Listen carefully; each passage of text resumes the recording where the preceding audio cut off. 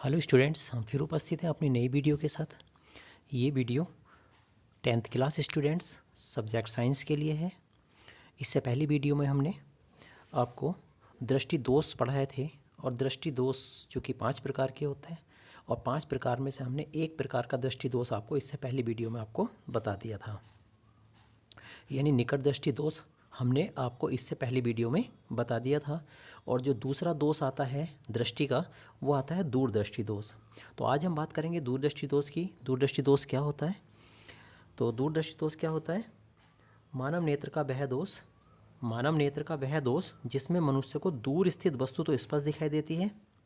समझ लेना ध्यान से, दूरदृष्टि दोष में जो दूर स्थित वस्तु है वो स्पष्ट दिखाई देती है, परंतु निकट स्थित वस्तु यानी एक सीमा से कम दूरी पर स्थित वस्तु स्पष्ट दिखाई नहीं देती। तब ऐसे दोष को ही हम कौन सा दोष क्या देते हैं? दूरदृष्टि दोष कहते हैं। इस दोष के होने के दो कारण हो सकते हैं। कौन कौन से कारण हो सकते हैं? पहला कारण है नेत्र लेंस की फोकस दूरी अधिक हो जाए, यानी किसी कारण से नेत्र लेंस की फोकस दूरी अगर अधिक हो जाती है तो क्या होता है कि किसी भी वस्तु से आने वाली जो प्रकाश किरणें हैं वो ठीक रेटिना पर फोकस ना होकर के बल्कि रेटिना के पीछे फोकस होती हैं। बस रेटिना के पीछे होती हैं तो सीधी सी बात है वस्तु का अस्पष्ट प्रतिबिंब बनता है, तो यानी स्पष्ट प्रतिबिंब हमें दिखाई नहीं देता। तो एक कारण तो है नेत्र लेंस की फोकस दूरी अधिक हो जाती है। दूसरा कारण होता है आँख के गोले का व्यास कम हो जाए। जो आँख के गोले का जो व्यास है अगर वो कम हो जाए किसी कारण से, तब भी ये दोष उत्पन्न हो जाता है। तो व्यास कम होने से क्या होगा? नेत्र लेंस और रेटिना के बीच की दूरी कम हो जाएगी। बस जब नेत्र लेंस और रेटिना के बीच दूरी कम हो जाएगी तो ये दूरदृष्टि दोष उत्पन्न हो जाता है। ठीक हो गया? तो समझ में आई बात को, दूरदृष्टि दोष क्या होता है? यानी मानव नेत्र का वह दोष जिसमें दूर स्थित वस्तु तो हमें स्पष्ट दिखाई देती है परंतु निकट स्थित वस्तु स्पष्ट दिखाई नहीं देती। ऐसे दोष को ही हम दूरदृष्टि दोष कहते हैं और इसका कारण मैंने आपको बता ही दिया। अब बात आती है इस दोष का निवारण कैसे किया जाता है। तो इस दोष के निवारण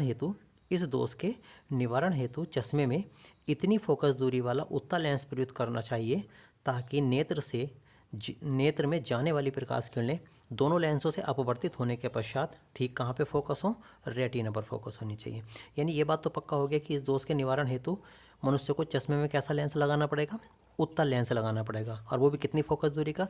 इतनी फोकस दूरी का उत्तल लेंस लगाना पड़ेगा कि इस उत्तल लेंस और नेत्र लेंस से होकर के जाने वाली प्रकाश किरणें अपवर्तन के पश्चात ठीक रेटिना पर फोकस हो। तो जब रेटिना पर फोकस होंगी तो जिस वस्तु से ही वो प्रकाश किरणें आ रही होंगी वो वस्तु का प्रतिबिंब जो है हमें स्पष्ट और चमकीला दिखाई देगा। ठीक हो गया? तो ये हो गया इस दोष का निवारण। देखो इसके लिए हमने एक चित्र भी बनाया। ये दूरदर्शी दोष है, ये नेत्र लेंस हो गया। वस्तु से आने वाली प्रकाश किरणें जो हैं ये जहाँ अपवर्तित हुई हैं, देखो रेटिना तो ये होता है, रेटिना के पीछे जा कर के फोकस हुई हैं। तो जब रेटिना पे ना फोकस होकर के बल्कि उससे पीछे जाके फोकस हुई हैं तो सीधी सी बात है इस वस्तु का स्पष्ट प्रतिबिंब नहीं बनेगा। अब हमने फिर इसका दोष का निवारण भी किया था ये रहा। तो निवारण हेतु हमने क्या किया था? इस नेत्र के सामने हमने एक उचित फोकस दूरी वाला उत्तल लेंस लगा दिया था। ये उचित फोकस दूरी का उत्तल लेंस है और जैसे ही उत्तल लेंस रखा तो वस्तु से जाने वाली प्रकाश किरण इस उत्तल लेंस और इस नेत्र लेंस से अपवर्तित होने के पश्चात कहाँ पे? ठीक है, रेटिना पर फोकस हो रही है।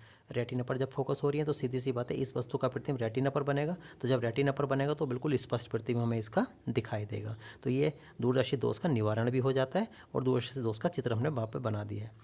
अब आता है तीसरे नंबर का दोष। तीसरे नंबर का दोष होता है जरा दूरदर्शिता। जरा दूरदर्शिता। तो जरा दूरदर्शिता कौन सा दोष होता है, जरा इसको समझेंगे।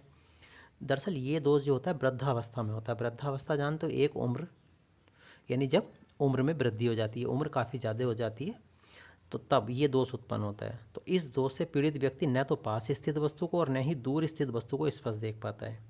यानी जिस व्यक्ति को भी ये दोष होता है वो व्यक्ति ना तो निकट की वस्तु को ही साफ देख पाता है और ना ही दूर स्थित वस्तु को स्पष्ट देख पाता है। ठीक हो गया? यह दोष मुख्य रूप से पेशियों में लचक कम होने के कारण उत्पन्न होता है। जो आँख की मांसपेशियाँ होती हैं जब उनमें लचक कम हो जाती है तब ये दोष उत्पन्न होता है। इस दोष में नेत्र का निकट बिंदु 25 सेंटीमीटर न रह करके बल्कि नेत्र से दूर चला जाता है। ठीक है?